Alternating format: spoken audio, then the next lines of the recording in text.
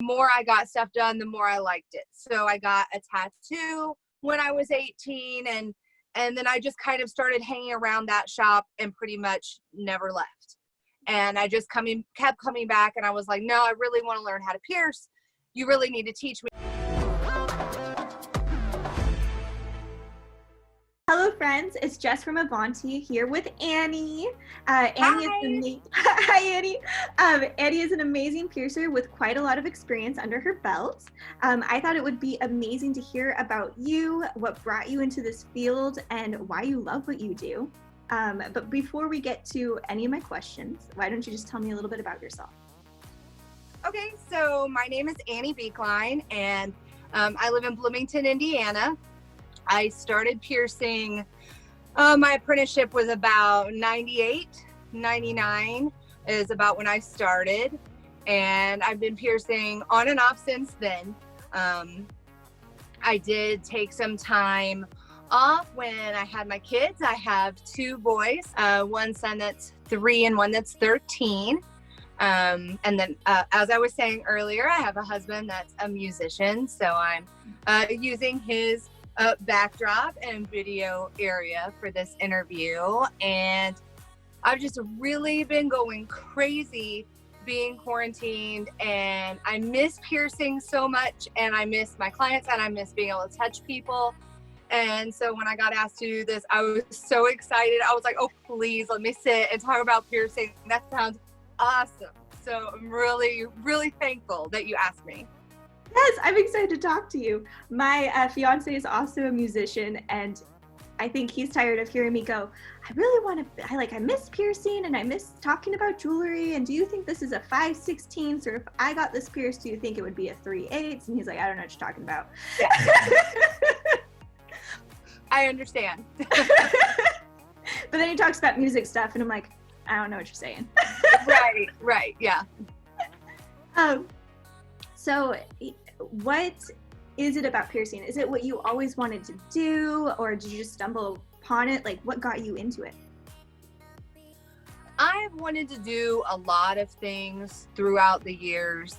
I started piercing really early. You know, I was about 18-ish when I started my apprenticeship, 19, about 19, 20 when I started piercing. So as soon as I got my first piercing, when I was 16, I got my belly button pierced, and I was really into it at that point in time. I had seen the Aerosmith video, and I had tried to pierce my own belly button with a safety pin and an earring, a piercing stud with a locked back, and I had tried to pierce my friend's eyebrow in her living room, and her mom walked in on us.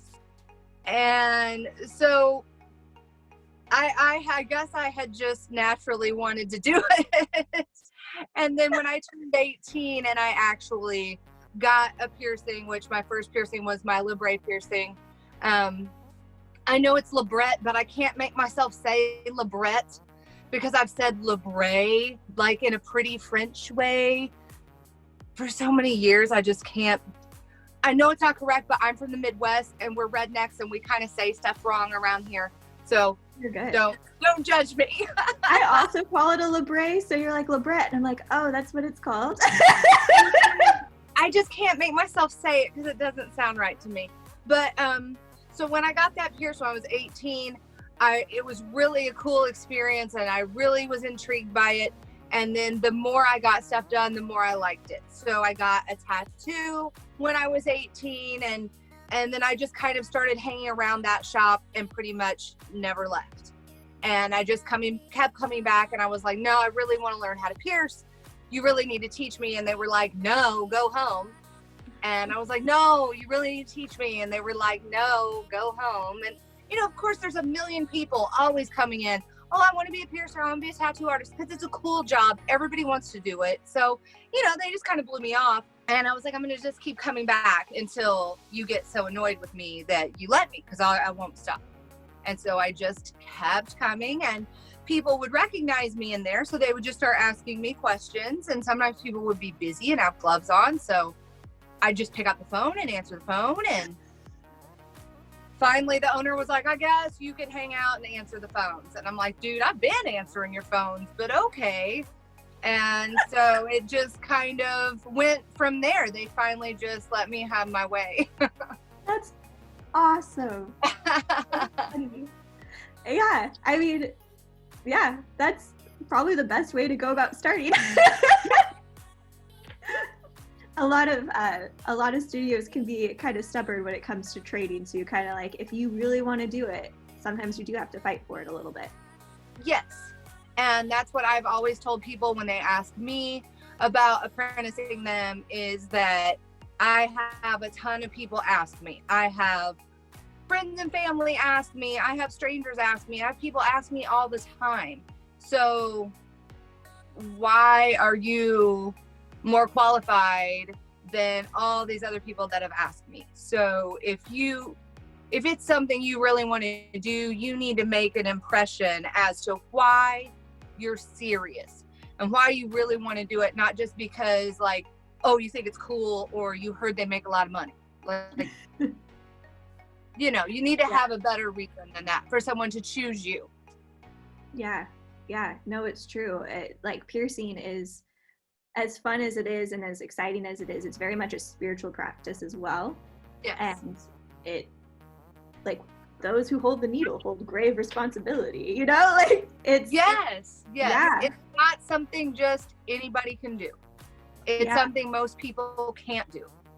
Yeah, exactly. And even if you think you can do it, you know, like, I'm not a piercer. I just manage the studio that we're at. But I've considered, you know, asking our piercer, like, hey, would you train me? But it's something that before I make the decision to be serious about it, there's a lot of things to think about. Like, if you hold the needle to someone's skin, can you actually go through and pierce through the whole procedure? Like, that's something to really think about. Because I think a lot of people think, oh, well, you just pierce and put jewelry in. Well, there's blood, there's bodily fluids, there's sterilization processes, there's what are you going to do if you keep the jewelry on? Pardon me? There's a ton of factors. Yeah, there's a ton of factors. And I think that a lot of people don't really consider all of them.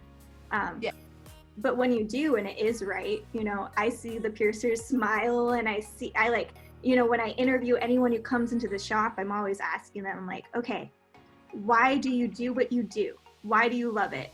You know, and that's what I'm looking for. You know, I want to know if you truly love it, because if you truly love it, then it's going to be an amazing experience for anyone who walks through my studio's doors. Right. Yeah. Absolutely. That's so cool. I love that you just dogged the manager, like, no, I'm gonna work here whether you pay me or not. I mean, it was a different time. I think if people did that now, they might put a restraining order on you, or like call somebody to have you removed if you were just basically like doing a sit-in, like, no, I'll see you tomorrow, and yes, I will work here. But it was a biker shop and it worked for them. They were like, oh, okay, yeah, you could work here. That's awesome. So what is your absolutely favorite aspect of piercing? I think my favorite aspect of piercing is being able to give someone that boost of self-confidence and being able to let them have control over their own body, and just seeing the look on their face when we're done with the piercing, and I'm like, are you ready? And I grab my mirror and I hold the mirror up to them, and they just light up, and just, I love that feeling, and I love being able to do that for them. Especially people that have body image issues. You know, I've done a lot of like nipple piercings or navel piercings on bigger ladies who really felt self-conscious about themselves, and then once they did that, they just felt so beautiful, and it gave them such a boost of confidence. And that's just, it's just such a great feeling to be able to help somebody see how beautiful they are. Yeah, speaking as someone who got my navel pierced because I had a lot of body image issues growing up. and like different eating issues and things like that, just to fall in love with my own body. But it didn't really matter, no matter how skinny I got or how curvy I got, like I still didn't like it. Then I got the piercing and I was like, okay, now I like my belly. Like now I don't care, you know, I can wear a swimsuit, I can wear a crop top, because I'm no longer looking at my problem areas. I'm looking at that sparkly something that now I like. Yes. Yeah. Definitely. I feel that way about my tooth gems. I also do tooth gems, which are so awesome. I love them. And I've done a whole bunch on myself, and I really did not like my teeth. I had retainers and things growing up, and then I didn't really follow through with wearing them as a teenager. And so all my teeth went back, and they're very, very crooked. And I have a gap on the bottom, and you know, my mom spent a lot of money on the dentist for no reason because I have jacked up teeth. Sorry, Mom. And so I glued a bunch of gold stuff on my teeth and some opals and some Swarovski crystals, and now I love them. And I just do big toothy smiles all the time, and you know, like stand outside in the sun so it like glistens, and it just made me feel so much better. So I know a lot of people hate their teeth. So I love being able to help people do something to their teeth. That is so cool. I was actually just talking to my best friend the other day about teeth gems specifically, and like how cool they are, and they're great. They're so cool. It's so unique. What does that process look like? Because it's I'm assuming more of a pain-free way to go about modifying your body. Yes. So there's no pain involved. There's nothing to heal. You don't have that, you know, you get something pierced and then it hurts and it's crusty and you got to clean it and it swells and you got to have the long jewelry and then you got to get the short jewelry. It's a whole process before it looks really, really great. And a tooth gem just goes on and then it looks great right then. You don't have to do anything. So there's a chemical that you put on first that kind of etches the tooth a little bit, and just this kind of the same as acrylic nails with like a primer to rough up the nail before you would apply the nail. It's a very similar kind of a process, and it's the same that they use for braces. So there's a several step adhesive process, and then you cure it on with a light. Okay. So the light gets really warm, but there's not anything that's painful at all. And then it just really just takes a few minutes. It's really fast.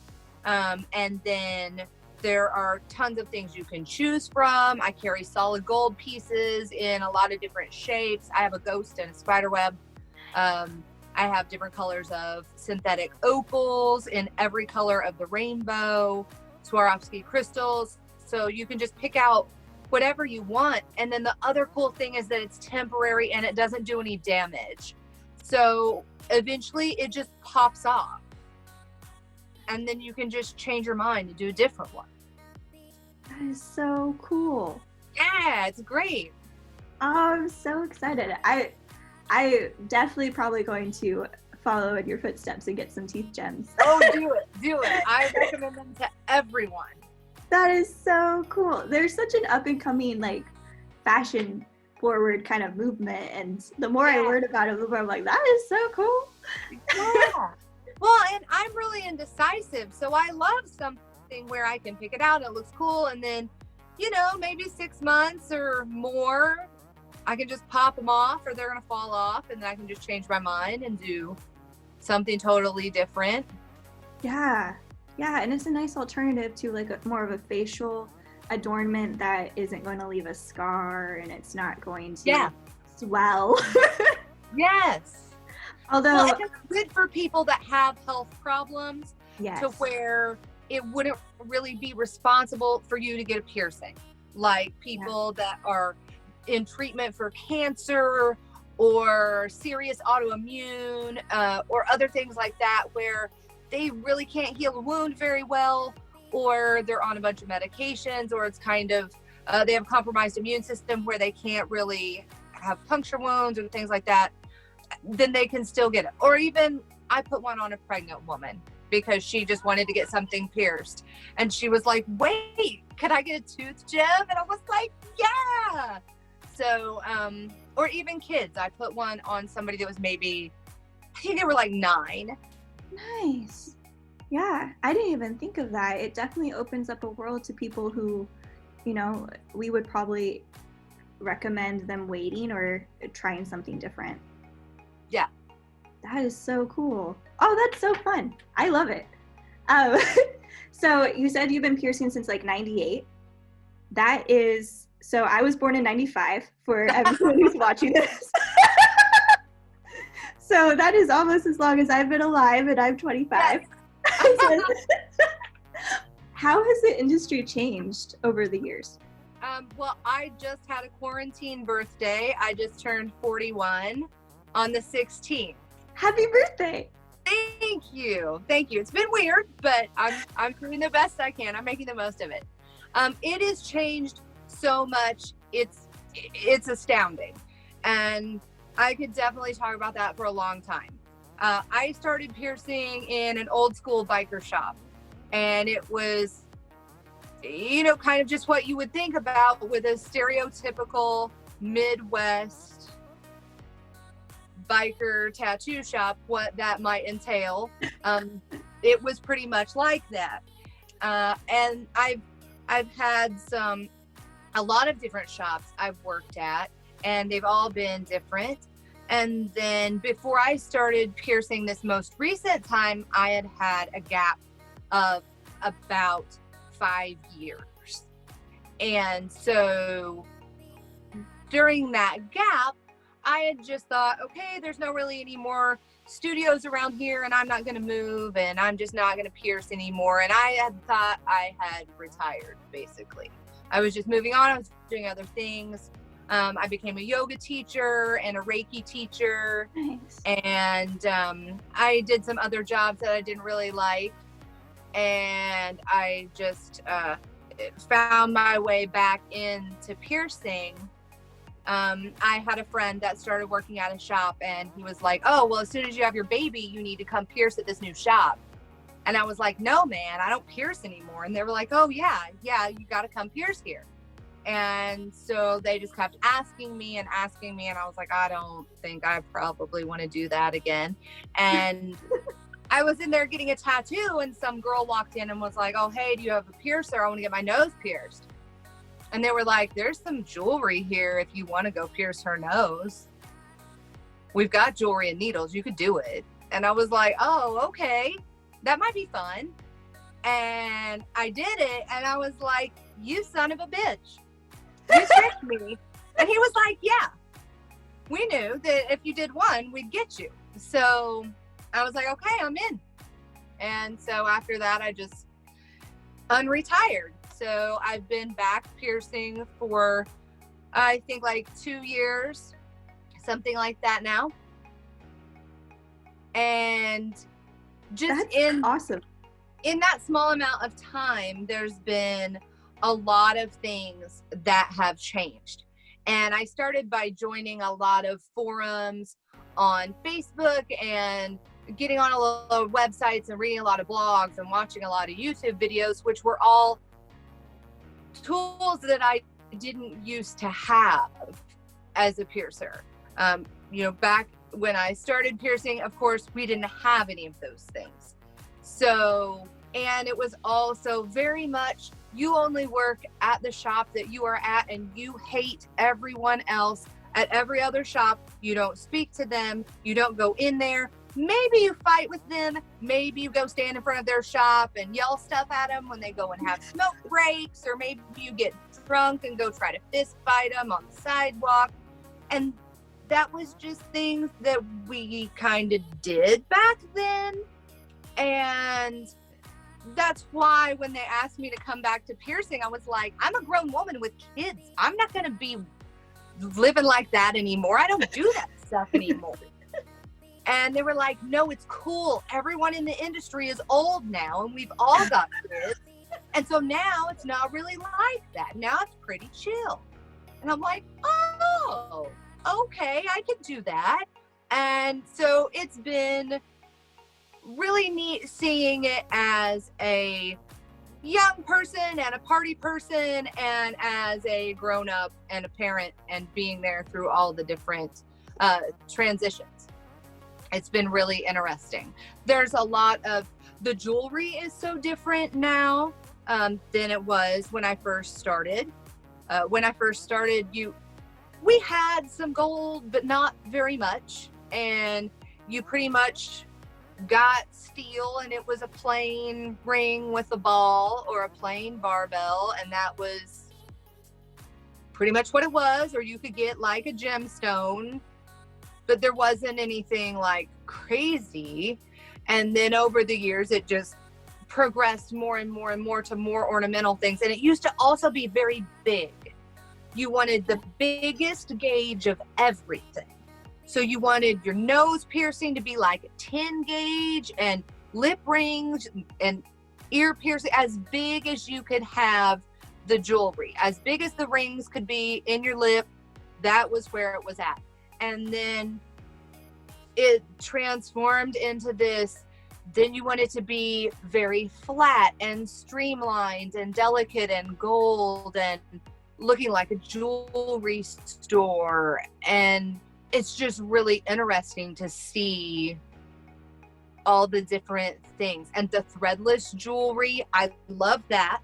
When I learned about threadless jewelry, that was amazing to me. I'd never seen it before. And my cousin Linda, who has a shop as well, taught me about it when I came back to piercing. And I was like, oh my God, this is amazing. Like, no corkscrew hanging out the bottom of your nose. Oh my God. And the clickers are just so much easier, so you don't have to fight with this stupid ball. And I'm so thankful to whoever invented those, because that's just been amazing for my clients. Just so much, so many things. Yeah, I mean, even in like the past, so I started getting piercings probably like 5 years ago, and or no, longer than that, when I was 16, but like 5 years ago, I like started seriously like, okay, this is like my thing. And I remember discovering threadless jewelry, and it was actually at Avanti where I work. I used to be a customer, and I was like, this is life. Like, my nose ring never fell out. It stayed exactly where I wanted. If I wanted to change it, I just had to take the top off. Yeah. It was absolutely mind-blowing. It's mind-blowing. And when people come in, they're like, what's threadless jewelry? I'm like, oh, watch your life be changed. Yeah. They're like, no, I want a hoop because I don't want that hook hanging out the bottom of my nose. And I get to be like, oh no, let me show you. Look at my nose. Do you see anything? So I think it's great. Yeah, and then even with hoops, like the different diameters are now so diverse that you can accommodate really anyone's anatomy. So it doesn't have to just be big. Yes, it's no longer a huge hoop. Like, I remember being like, I just want a dainty hoop that fits my nose. And I'm like, they don't exist in the world. And I'm like, well, I know exactly what size you are just by looking at you. And I can get you that snug fit. No problem. It's awesome. And if someone wants the chunky look, that is super easy to achieve now too. Yes. Just with all the options. It's awesome. Yeah. Oh, that's so cool. So you said a little bit that your perspective has changed now that you're a mom. And, you know, you've gone through all of these different challenges. So what are some roadblocks that you faced? And then, you know, now that you are wiser, how would you, you know, if someone were in your shoes, or if you could give yourself advice back then, what would you say? My kids. I think advice that I would give myself back then would have been that if you're in a situation where your work environment is something that there's inappropriate stuff going on, or you feel like you're in danger, or you're being abused or treated in a way that you shouldn't be, or treated badly because you're a woman, or whatever gender or non-gender or sexual preference, that you would have the courage to look elsewhere, because there are many other options and you don't have to stay where people are treating you badly. And if you have the courage to do things like that, you could also have the opportunities to learn more from other places. But again, they don't treat apprentices like that anymore in studios. So that's really not a thing that somebody coming up today is going to have to deal with. It's going to be hard for you to find a shop where they believe that you abuse the apprentice and like basically haze them and torture them to make sure that they are worthy. People don't really do that anymore. So I don't know that people are going to have to be as wary, but that definitely would have been some advice that I would have given myself at the time. I think one of the biggest roadblocks was just being a woman. Yeah. I had a hard time. I was in a shop of all men, and it was just very stereotypical what you would think. Like, I was expected to do all the cleaning because I was a girl, and I was expected to answer the phone because I was a girl, and you know, I had to do all these things for them, and they just sort of expected me to do it, and I wasn't treated equally, and that just wasn't a thing. And that was hard. And just being different than all of your coworkers, very different. Also in your like spiritual beliefs or other things like that were definitely a problem. I had a lot of discrimination for a lot of different things that applied to me that I dealt with through the years in some of the places that I worked. And I think just going forward and continuing to look for other opportunities, or standing up and saying, hey, you know, I don't have to work here because this is unacceptable. And if people get treated like that here, then I'm going to go find something else.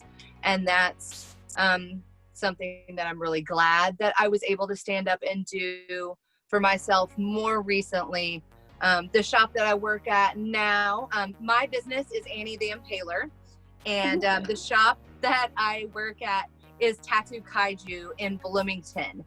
And it is such an awesome place. The owners are a husband and wife team, and I love them. They're some of my best friends. They are so cool. And there is 3 other female tattoo artists. I still include the one that just moved away. So technically Kay's not still there, but she's still there in spirit. So it's all ladies and 1 gentleman. And so it's a totally different kind of vibe. And it's kind of Godzilla, Twin Peaks, horror movies, nerd, geek themed.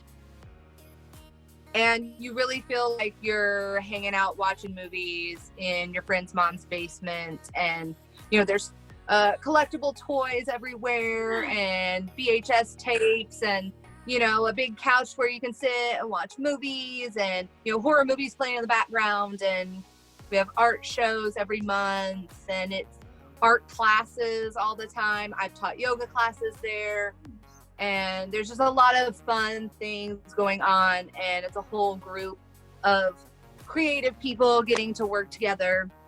And it's just really, really fun. I love it a lot. That is so cool. It's really great. So cool. Yeah. Oh, that's so fun. I can speak a little bit to your experience too. You know, I recently stood up for myself, leaving a job where I had worked for like off and on for like 3 years, and to leave that and go to a job where I was treated as a person for some reason was such a mind-blowing concept to me. Yeah.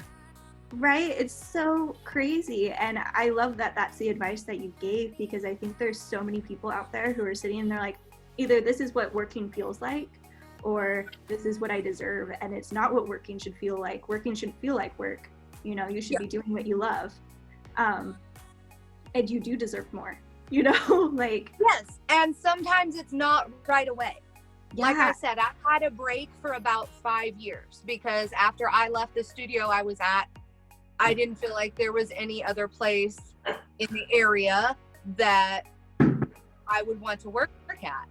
And so I just didn't pierce because there wasn't anything that was up to my standards.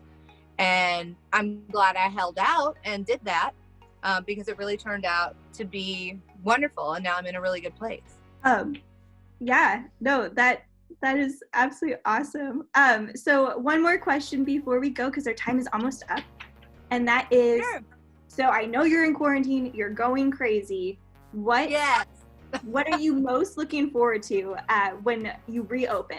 Like what piercing, what class? Like, you know, I know so much more about your studio and you now. So what are you most looking forward to?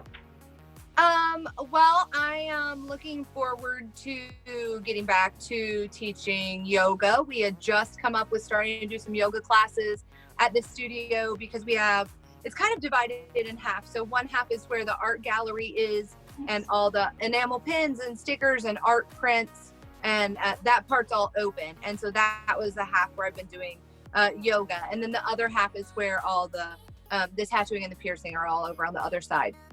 So I'm looking forward to doing that again. I'm looking forward to just having some kind of big welcome back event where I can see all of my clients, because I developed such a close relationship with them. Like, I'm friends with them. They aren't really like clients yet. Like, they text me on my phone and we talk, and you know, they've been through some stuff with me. And so, you know, I miss them and I care about them, and I'm really looking forward to being able to see them again. I've got some ongoing people that I have ear projects going on where, you know, every so often we add another one and we let it heal for a couple months, then we add a couple more. And so those people, I'm looking forward to seeing them, and all the people that I pierced before the quarantine that need their jewelry shortened, I'm looking forward to helping those people too. And just being able to see my clients and give them hugs, because I didn't realize how much I miss hugging people and just standing around just shooting the shit. Just standing around just gossiping or just talking about nothing with people, with random people. I just really miss that too. Yeah, that's the one thing that this has taught me, is I'm much more extroverted than I thought. Yes, me too. Me too. Well, thank you so much for your time, Annie. You're welcome. Thank you for asking me. It was great.